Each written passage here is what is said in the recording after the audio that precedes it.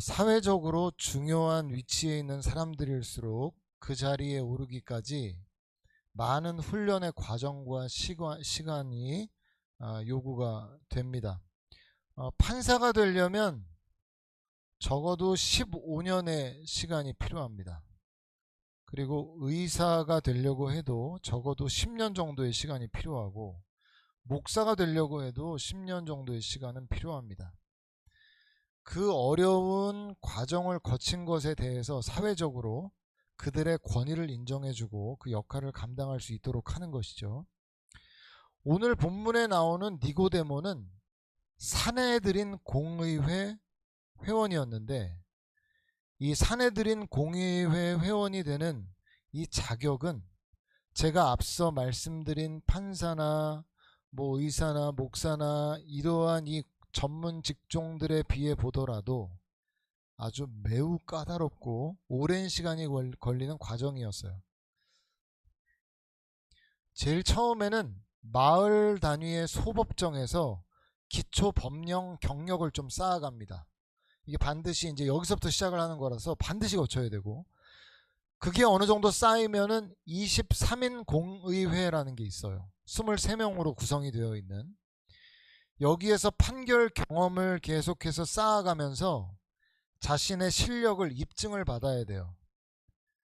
그렇게 실력을 입증받는 과정 가운데 그 70인의 사내들인 공의회 중에 빈자리가 생기면, 결혼이 생기면 그 23인 공의회 중에 가장 뛰어난 한 사람을 추천을 해서 이제 임명을 하는 겁니다. 그래서 70인 공의회에, 사내들인 공의회에 결혼이 생기지 않으면 그걸 10년 이상 기다리기도 했다 그래요, 당시에. 근데 이 사내들인 공의회에 들어가려면은 율법은 말할 것도 없고 천문학이나 의학이나 철학이나 다양한 학문에 있어서 학문적 깊이도 요구를 하고, 가정을 잘 돌보고 있는지에 대한 평가, 도덕적으로 흠결이 없는지, 신체적 결함은 없는지, 심지어는 외적으로도, 외모도 사람들의 그 모든 일들을 판결하고 이끌어가는 데 있어서 합당한 외모여야 했다고 하니까, 여기에 일단 이 사내들인 공의회 회원이 됐다는 것 자체만으로도 굉장히 큰, 어떻게 보면 사회적으로나 자기 스스로도 어떤 내가 이러한 권위를 갖고 있구나, 그러니까 인정되는 권위인 거죠, 그 사회 속에서. 그런 상황 속에 갑자기 예수라는 젊은이가 나타나서는 기적을 일으키는 거예요. 그리고 성전에 가서 장사하는 자들의 상을 막 뒤엎고 하나님의 나라에 대해서 가르쳐요. 율법에 대해서 설명해요. 근데 여러분이 만일 사내들인 공의회 회원이었다고 한번 생각을 해보세요. 여러분이 그 많은 절차와 과정을 통해서 사회적으로 인정받는 종교적인, 정치적인, 사회적인 여러 가지의 그런 권위를 갖는 사람으로 사회에서 지도자로 일컬음을 받는 사람이에요, 여러분이. 근데 예수라는 젊은이가 나타나서 돌아다니면서 기적을 일으키고 율법에 대해서 가르치고 하나님의 나라에 대해서 말하고 성전에 대해서 이야기하면, 여러분이 사내들인 공의회 회원이었다면 그 예수를 어떻게 보셨겠어요?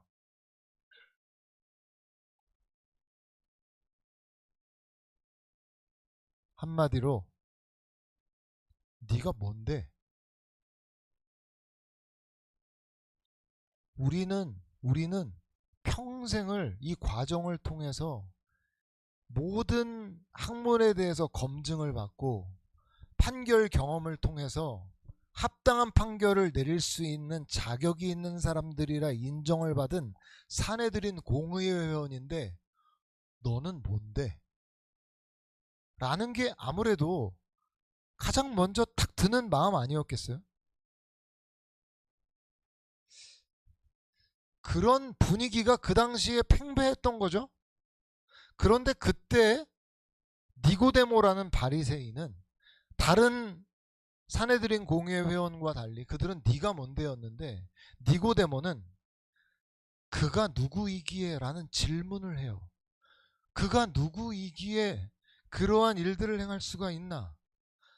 그러니까 니고데모는 자기가 갖고 있는 권세, 자존심, 사회적 지위, 지식인으로서의 위치, 사회적 인정 다 내려놓고 그 예수라는 랍비에 대해서 진정으로 궁금해하는 거죠.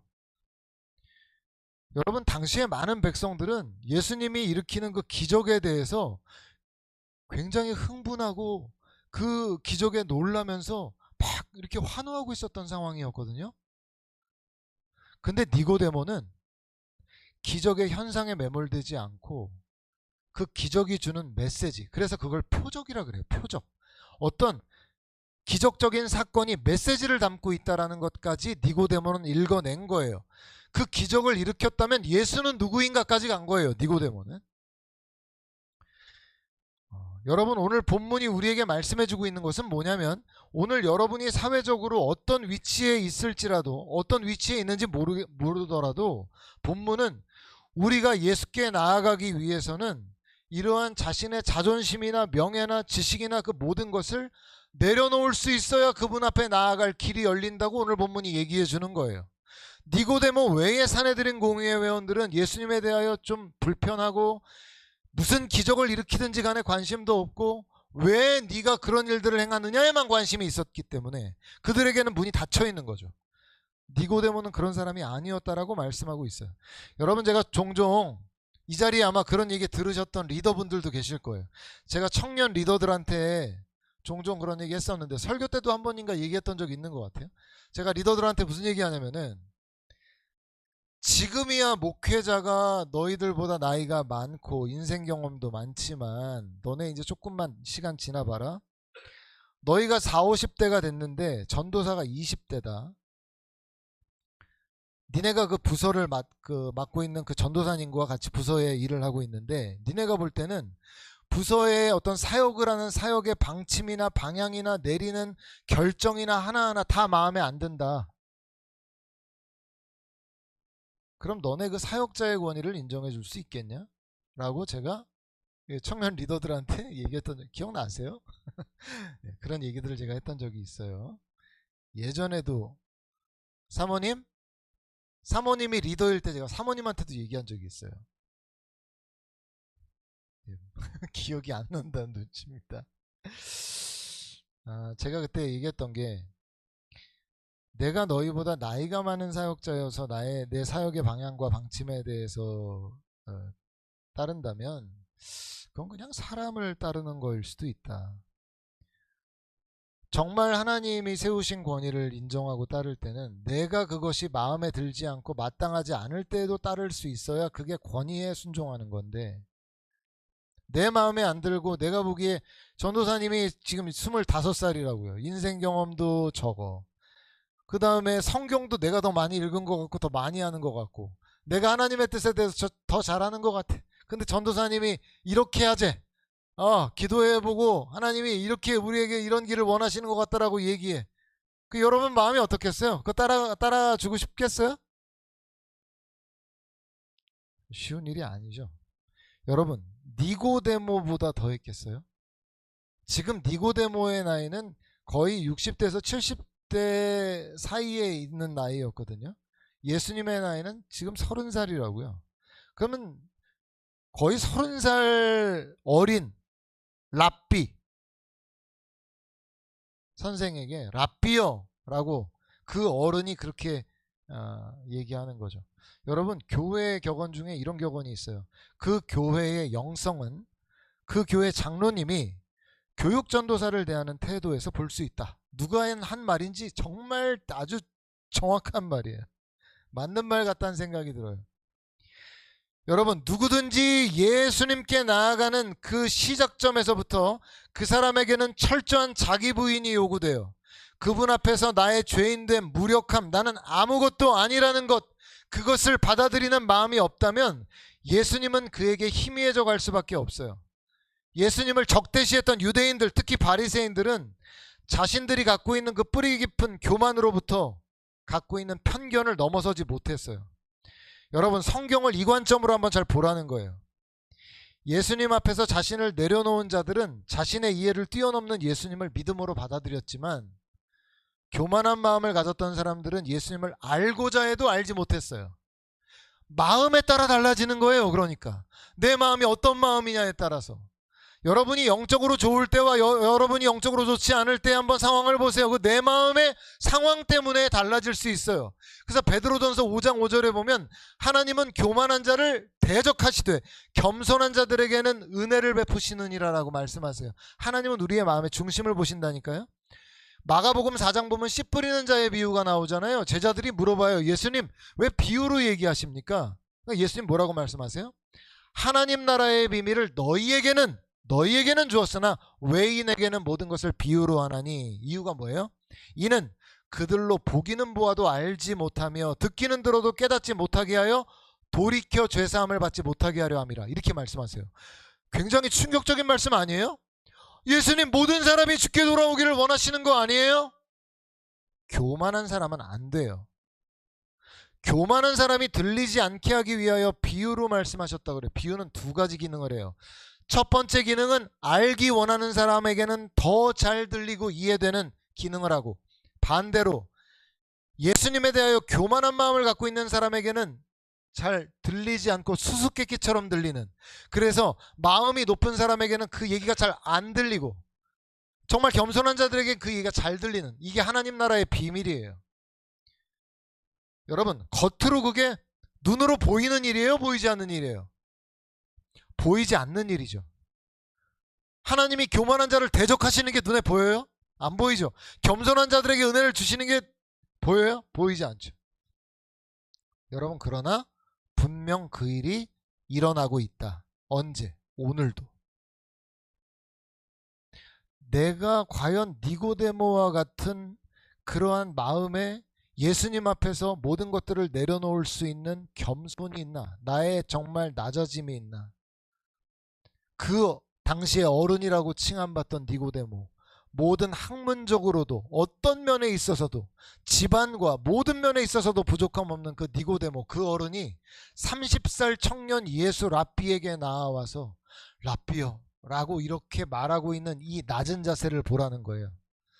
여러분 안에 내가 그래도 신앙생활 내가 몇 년 했는데, 내가 그래도 성경 얼마나 읽었는데, 내가 그래도 기도를 얼만큼 하는데,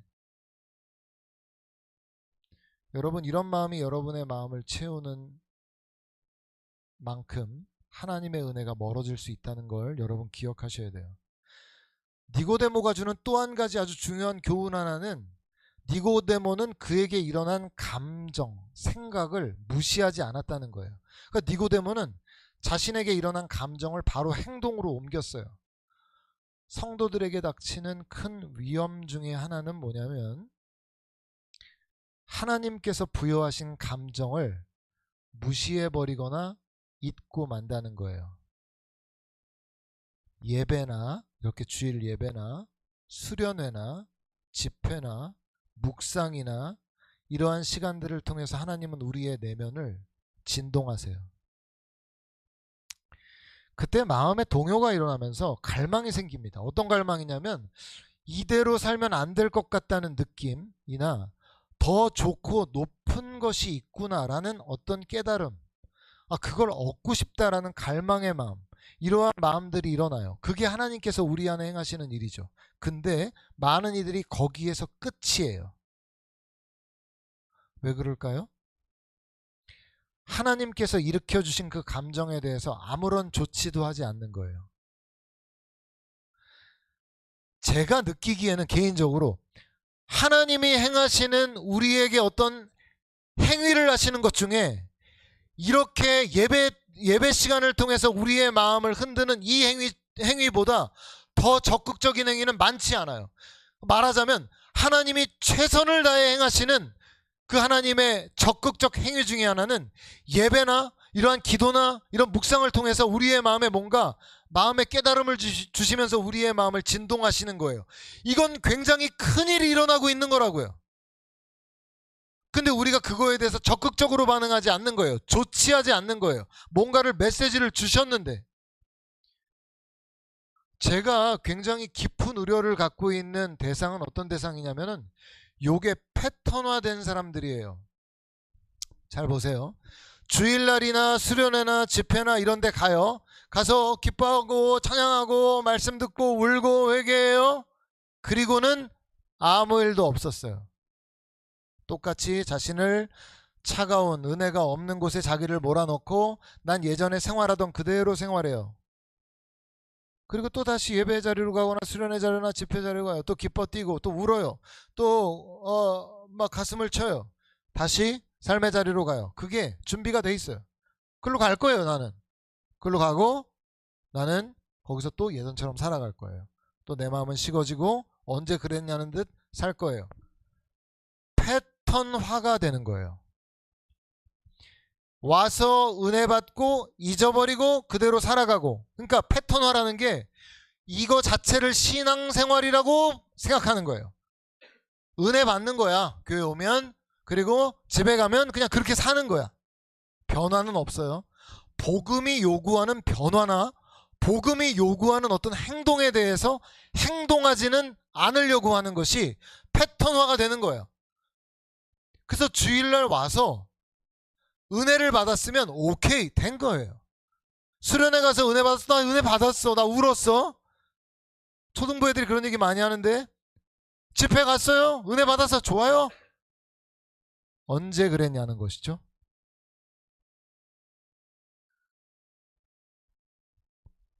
니고데모에게 일어난 그 감정이 그게 행동으로 바뀌려고 할 때 얼마나 니고데모 안에 많은 마음의 갈등이 일어났을지 한번 생각해 보세요. 나 아닌 다른 모든 사내들인 공예회원들이 예수 얘기만 하면 핏대를 세우면서 막 비난하고 예수는 이단자라고 막 외치고 위험한 인물이라고 얘기하고 바리새인들의 모임 가면 다 예수에 대해서 욕하고 있는 상황이었단 말이에요. 근데 내가 뭔가 갖고 있는 빈자리를 채울 수 있는 대상이라고 여기서 간다고요? 행동하는 순간 어떤 위험을 감수해야 되는 거예요? 사내들인 공의회 회원들로부터 외면당하고 왕따당하고 차가운 시선을 받을 수 있어요.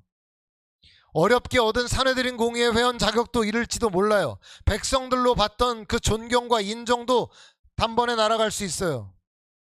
그런데 니고데모는 그 모든 위험을 감수하고라도 예수께 나아가기로 결정하죠.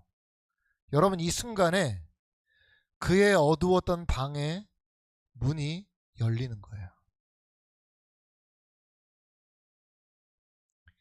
율법을 그렇게 연구하고 이 사람은 정말 율법대로 살려고 애썼을 것 같아요. 지금 예수님께 나온 그의 행동을 보면 율법에 따라 살려고 애썼던 사람이었을 거예요. 니고데모는. 근데 그렇게 과거 율법에 살아 하나님의 뜻대로 살았는데도 마음에 기쁨이 없어. 채울 수 없는 그 빈자리는 오직 예수님, 저분, 저 랍비, 젊은 랍비만 나에게 채워줄 수 있을 것 같다라는 마음의 확신. 그래서 나아간 거예요. 행동한 거예요. 여러분, 예수님이 왜 그렇게 베드로를 기뻐하셨는지 아세요? 예뻐하셨는지 아세요? 베드로는 감정을 행동으로 옮기는데 가장 빨랐던 사람이에요. 비록 그는 여러 본문에서 잦은 실수를 보여서 이후에 모든 신자들에게 웃음을 선사하기도 하지만은 아마 역사 속에서 그 신약 이후의 역사 속에서 사람들이 이 신약의 베드로를 보면서 참 무모한 사람이야 정말. 아마 많은 사람들이 그렇게 얘기했을지도 몰라요. 근데 예수님은 기뻐하셨죠, 베드로를. 왜요? 베드로는 예수님이 감정을 일으키셔서 행동을 요구하실 때 제일 먼저 딱 발을 내딛던 사람이에요. 실수는 할지라도 움직였고 그래서 누구보다 더 기적을 많이 체험한 사람이 베드로예요. 여러분이 마음에 일어나는 감동을 행동으로 옮기려고 할 때 여러분 가족이나 이웃이나 주변 사람들로부터 소외당하거나 왕따당할 위험이 있을 수도 있어요. 저 사람 뭐야 이럴 수도 있어요. 이 사람 인상 좋았는데 뭐야 라고 할 수도 있다고. 부산에 가서 택시를 여러 번 탔는데 택시 기사들한테 예수님 믿으라고 예수 믿으라고 예수 믿으라고 처음에는 좋게 보더라도 예수 믿으라면 안 좋게 볼 수도 있어요. 어제 그저께 목장 모임 끝나고 집에 갔는데 전기가 또 떨어졌어요. 그 밑에를 끊었는데 이건 뭐야. 그 전기공사 아저씨를 불렀어요. 아저씨 오셔서 또 공사하셨어요. 공사 다 하셨어요. 아저씨 예수 믿으세요? 교회 꼭 나가셔야 돼요. 안 좋아할 수도 있죠. 예수님이 뭔가 행동하라고 하시는 것 같을 때 이 사람 나 싫어할 수도 있잖아요. 근데 예수님을 더 깊이 만나려고 할 땐 말이죠, 그때 발을 떼야 돼요. 행동해야 된다고. 예수님이 우리에게 원하시는. 때로는 수고와 헌신, 경제적인 손해가 올 수도 있지만 우리가 예수님을 향해서 어떤 감정이 일어날 때 우리의 걸음을 옮기면 그때 기적의 역사가 우리 안에 열리게 되죠. 예수님은 아주 우리의 심령의 작은 변화 하나하나 놓치시지 않는 분이에요. 우리의 마음으로 조금만 마음을 바꿔도 하나님 기뻐하시는 분이세요. 여러분의 마음을 바꾸고 걸음을 떼는 순간을 놓치시지 않죠. 여러분, 걸음을 옮기세요. 여러분이 하나님을 더 깊이 만나기 원한다면. 여러분, 사회적으로 높은 지위를 가진 니고데모가 자기보다 20살이나 어린 목수 청년에게 랍비어라고 부르면서 뭐라고 말하냐면, 당신이 일으킨 표적은 분명 당신이 하나님으로부터 온 선생님을 입증합니다 라고 가서 말해요. 그 밤에. 근데 여러분, 예수님의 대답을 보면, 답변을 보면 다소 날카롭고 좀 매정하게 말씀하세요. 질문을 딱 끊으면서 얘기하세요. 아니, 그렇게 나이 많은 선생이 와가지고 이렇게 얘기하면 그래도 좀 뭔가 부드럽게 얘기하실 만도 한데 그렇게 얘기 안 하시죠. 여러분, 근데 예수님께서 니고데모를 아셨기 때문에 그렇게 얘기하신 거예요. 제가 말씀드린 것처럼 니고데모는 겸손, 결단에 있어서 칭찬받을 만한 사람이었지만 그를 진정한 축복의 자리로 이끌기 위해서는 자기 자신에 대해서 아직도 남아있는 기대, 소망, 이거 완전히 내버려야 되기 때문에 이렇게 말씀하신 거예요. 여러분, 제가 아까 말씀드린 것처럼 니고데모는 설명할 필요가 없어요. 당대 최고 율법학자 중에 한 사람. 율법에 진지한 자세를 갖고 있어. 아까 말씀드렸지만 자기에게 비어져 있는 그 부분 말이에요. 그걸 예수라면 이 빈 부분을 채울 수 있을 것 같아 라고 예수님께 나아갔을 때 니고데모가 기대한 게 자기의 그 많은 것들을 구성하는 중에 일부만 채우면, 요 조금만 채우면, 말하자면 조금 더 개선되면, 좀 나아지면 나의 상태와 상황이 나아질 수 있다라고 믿고 있었던 거예요. 그래서 예수님이 단도직입적으로 뭐라고 말씀하시죠? 사실 띄워준 거거든요. 예수님 하나님으로부터 오신 선생입니다. 그랬더니 예수님 뭐라 그러세요? 진실로 진실로 내게 이르노니 사람이 거듭나지 아니하면 하나님의 나라를 볼 수 없느니라. 이렇게 말씀하시는 거예요. 사랑하는 여러분, 복음은 우리가 이전의 삶보다 조금 더 나아져야 한다거나 조금 더 도덕적이 되어야 한다거나 조금 더 개선되어야 한다고 말하지 않습니다. 여러분, 기억해야 됩니다.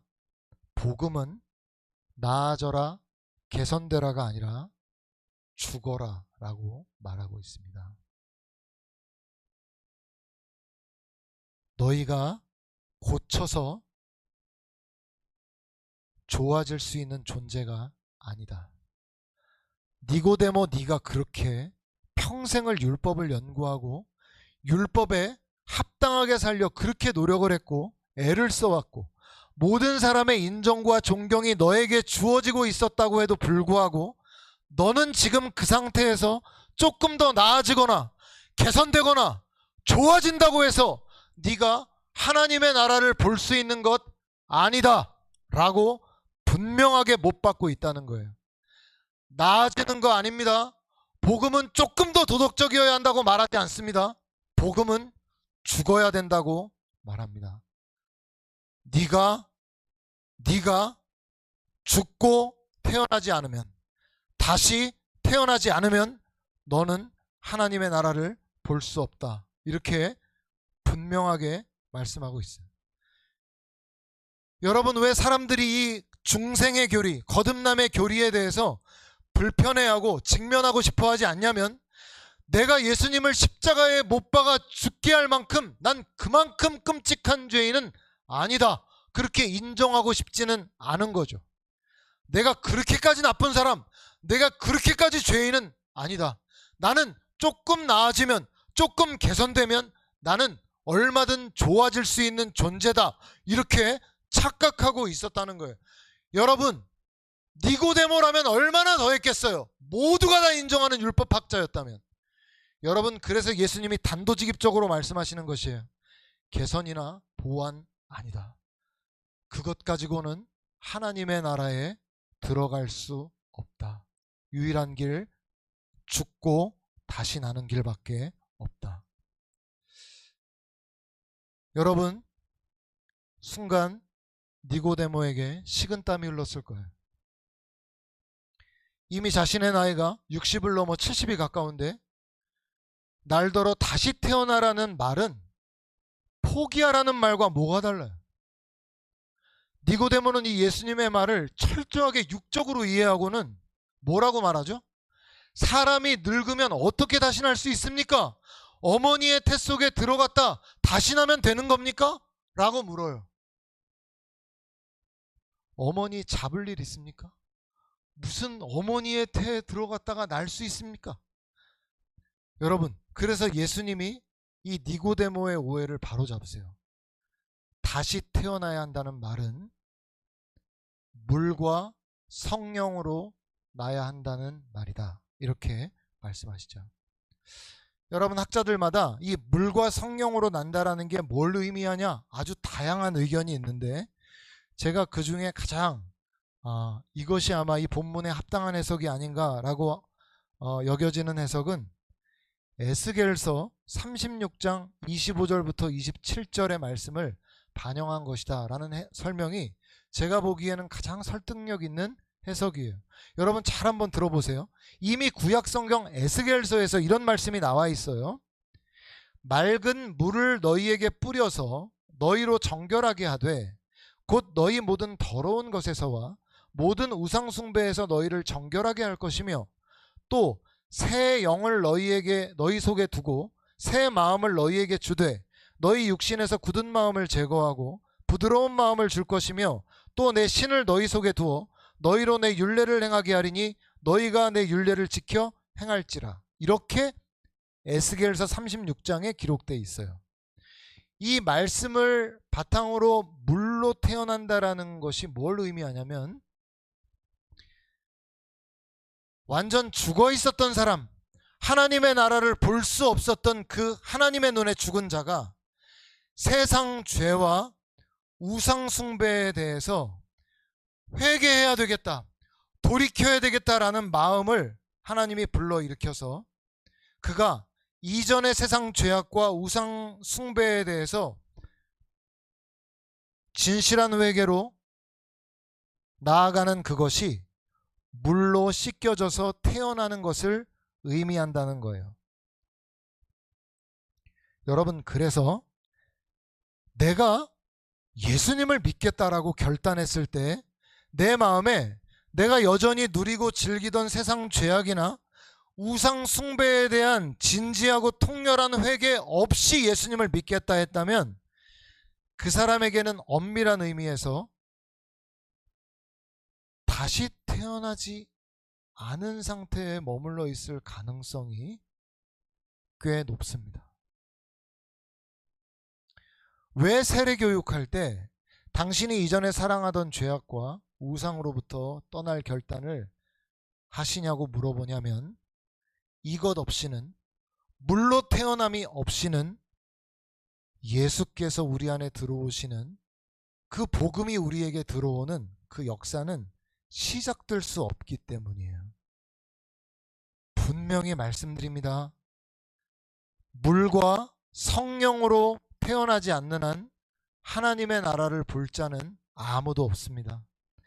우리가 이전에 즐기던 세상 죄악, 우상 숭배, 이러다 회개하면 되겠지. 여러분, 우리가 처음 그 첫 발을 내딛는 그 순간에부터 옛 죄와 우상 숭배는 철저하게 하나님 앞에 내어놓아야 시작이 되는 것이에요. 성령으로 난다는 말은 성령께서 우리 영에 새로운 생명을 주신다는 말씀이에요.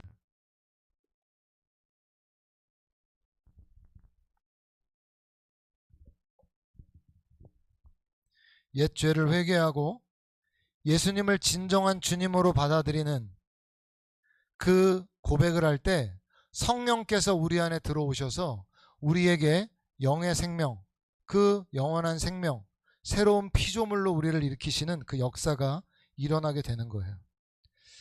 여러분, 그래서 이 물과 성령으로 남이 없이는 5절의 말씀처럼, 제가 아까 말씀드렸던 것처럼 어느 누구도 하나님의 나라를 볼 수 없습니다. 이러한 결단이 없는데 기계적인 고백, 네 좋아요, 예수님을 믿을게요 라고 고백을 해도 그 안에 복음은 시작되지 않습니다.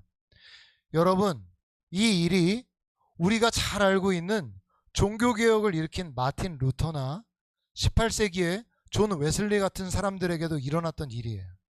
여러분, 마틴 루터는 자기가 당연히 구원받은 자라고 믿었어요. 그리고 성화에 이르기 위해서 그 사람은 많은 고행과 수련을 했던 사람이에요. 왜 성지순례에 하면 루터가 어떻게 하면 이 심령의 빈자리가 채워질까 해서 계단을 무릎으로 올랐다는 왜 그 유명한 계단이 있잖아요. 그걸 볼 수 있다는데, 여러분, 루터는 자기 자신을 굉장히 혹독하게 몰아넣어서 그 심령의 빈자리를 채우려 했던 사람이에요. 그래서 얼마나 자기를 몰아친 사람인지 몰라요. 근데 여러분, 그렇게 자기를 구석으로 몰아넣고 자기가 그 빈자리를, 심령의 빈자리를 채우려고 노력을 했는데 어느 날 로마서를 읽다가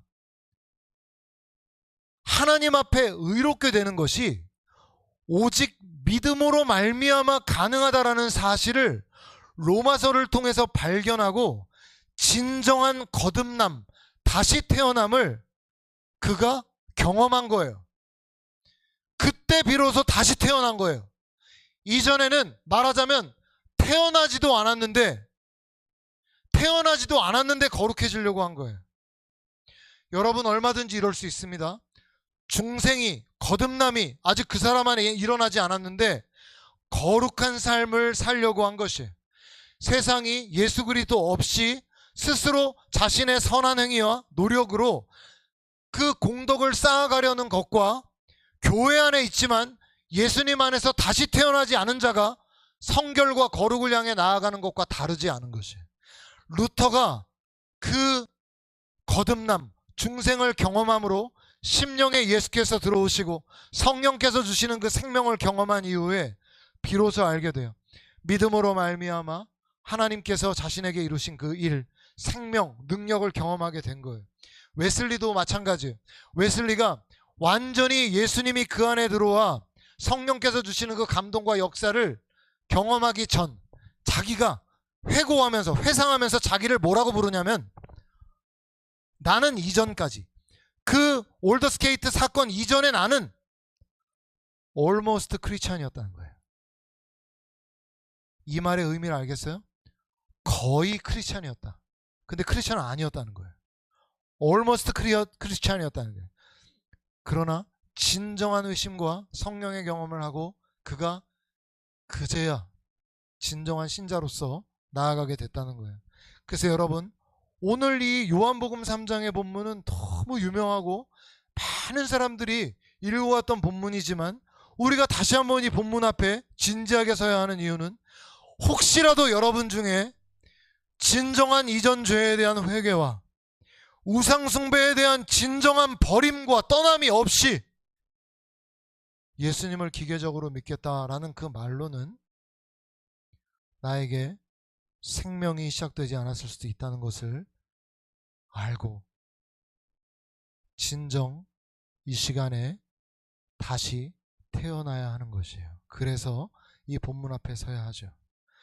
여러분, 혹시 여러분 가운데 내가 진정한 회심을 이미 했고 신자의 삶을 살고 있다고 해도 여러분 기억하십시오. 성경은 분명히 구원에 대하여 두 가지로 설명하고 있어요.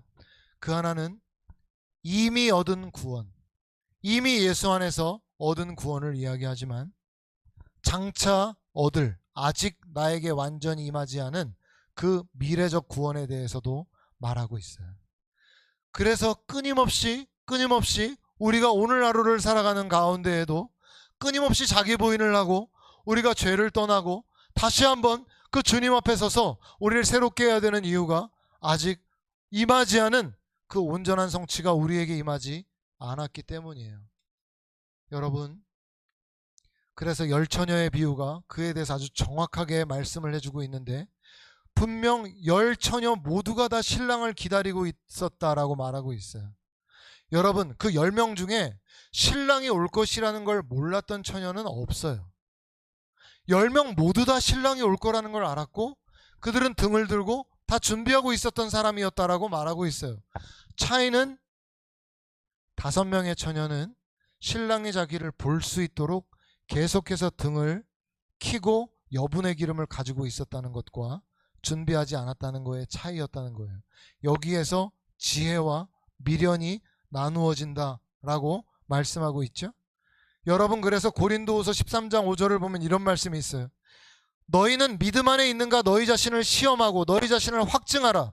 예수 그리스도께서 너희 안에 계신 줄을 너희가 스스로 알지 못하느냐?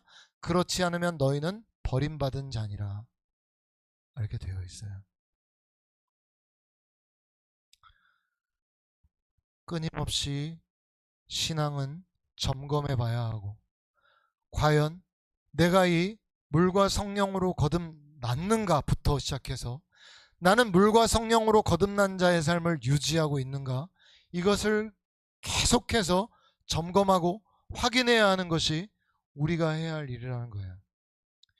여러분, 그러면 누가 거듭난 사람인지 아닌지를 우리가 어떻게 합니까? 어떻게 알 수 있어요?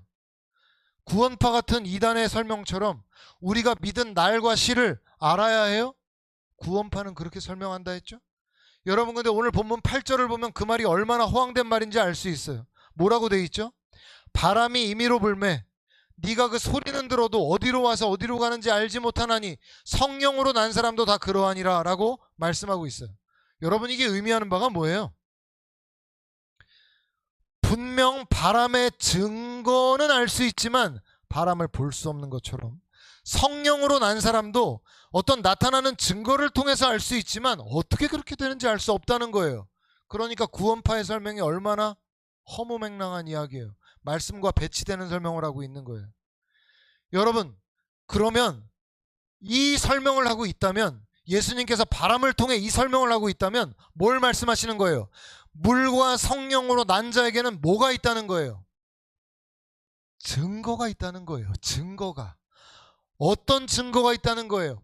성령이 그 안에 바람으로 역사하고 있는 바람을 사람들이 눈으로 볼 수는 없지만 그 안에 불고 있는 바람을 느낄 수 있다는 거예요. 여러분, 가장 우선하는 증거는 성령님의 역사가 그 안에 시작되어서 그 열매들이 나타나게 된다는 거예요. 여러분, 예수님이 포도나무 비유에 뭐라고 말씀하셨죠? 너희가 내 안에, 내가 너희 안에 있으면 이 사람은 과실을 많이 맺나니 너희가 나를 떠나서는 아무것도 할 수 없음이니라. 여러분, 갈라디아서에 나오는 성령의 열매는 뭐라고 말씀하시죠? 9가지의 열매가 너희에게 나타난다는 거예요. 뭘 말씀하는 거죠? 신자 안에 성령이 들어오시면 그냥 계시는 게 아니라 열매를 맺어 주신다는 거예요.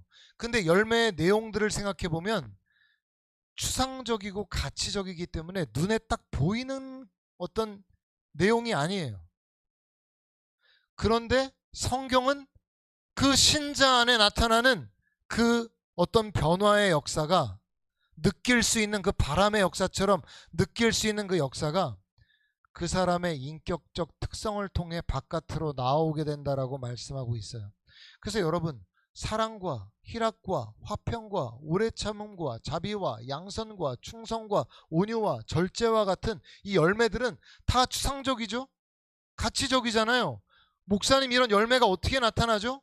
전선택이라는 사람 속에 과거에는 볼 수 없었던 어떤 상황과 어떤 일들에 직면할 때마다 과거에 그 사람이었다면 볼 수 없었던 어떤 그 성령께서만 나타내실 수 있는 열매, 그 열매들이 바깥으로 맺혀지게 된다는 거예요.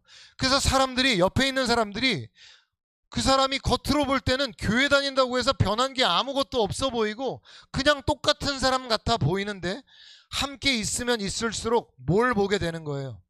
그 사람이 영적으로 성숙하면 성숙할수록 뭘 보게 되는 거예요? 그 사람의 육신의 껍질을 깨고 그 안에서 역사하셔서 그 주변 사람들로 맛보게 하는 성령의 열매, 그런 역사들을 그들이 맛보게 되는 거예요. 그래서 그냥 그 사람이랑 같이 있는 게 좋고, 오래 만나지 않았는데 그 사람에 대한 호감을 느끼게 되고, 말 몇 마디로도 뭔가 다른 사람들에게 느낄 수 없는 어떤 따뜻함을 느끼게 되는 그 일들은 그 사람 자체가 갖고 있는 것이 아니라 그가 물과 성령으로 새롭게 태어난 피조물이 되었기 때문에 그 안에 계시는 성령께서 내시는 열매라는 거예요. 그래서 사랑하는 여러분, 여러분을 만나는 많은 사람들 중에 여러분이 신앙이 좋아지면 좋아질수록 여러분 안에 계시는 그 성령의 열매를 맛보고 있어야 하는 것입니다. 그게 무엇인지 모르지만 여러분이 신앙이 좋아지면 좋아질수록 여러분 배우자가 제일 먼저 눈치채야 되고, 여러분의 자녀 가장 먼저 눈치채야 돼요. 여보, 당신 좀 달라졌다. 아빠, 좀 달라졌다. 라는 얘기, 여러분, 우리가 들어야, 아, 저 사람이 그 육신에 속했던 자기를 완전히 죽이고 그 안에 성령의 열매가 바깥으로 드러나 그들에게 맛보게 하고 있구나 라는 거 증거로 볼 수 있다는 거예요. 또 하나의 결정적인 특징 중에 하나는 뭐냐면, 성령께서 진리의 말씀을 깨닫게 하시고 삶의 자리에서 그 진리로 우리를 인도해 주신다는 데 있어요. 여러분, 그래서 성령께서 주신 그 생명으로 태어난 사람들은 말씀을 즐거워하기 시작합니다. 진리를 더 깊이 알고 한 말씀, 한 구절 구절, 그 단어 그거 먹는 것이 그렇게 달콤하고 그 진리를 깨달아가는 기쁨이 무엇인지를 알게 되죠. 그래서 어떤 진리 앞에 머물러서 때로는 한 구절 앞에서 그 말씀이 주는 의미가 너무 깊고 좋아서 또 읽고 또 읽고 묵상하고 묵상하는 일이 그의 심령 안에 일어나게 되는데, 그것은 단순히 그가 원래 지적인 욕구가 많아 그런 게 아니라 영적인 욕구가 그 안에서 하나님의 진리를 알기 원하게 하는 성령이 우리에게 주시는 마음이라는 거 여러분 알아야 해요.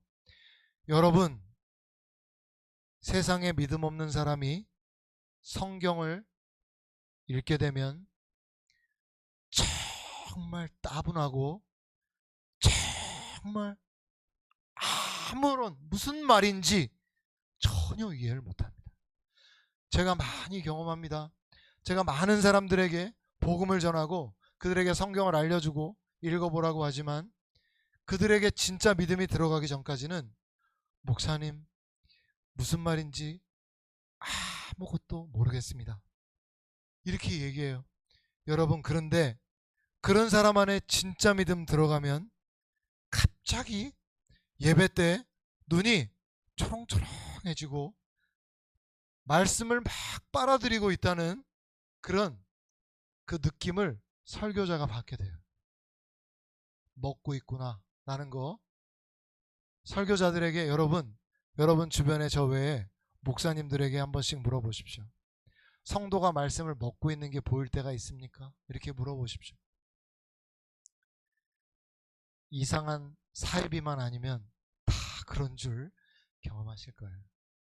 여러분, 그게 성령께서 우리 안에 일으키시는 진리에 대한 갈망과 그 진리이신 하나님께 더 가까이 가기 원하는, 그리고 여러분뿐만 아니라 그것을 아는 것의 기쁨으로 그치지 않고 말씀대로 살아가는 것에 있어서 그가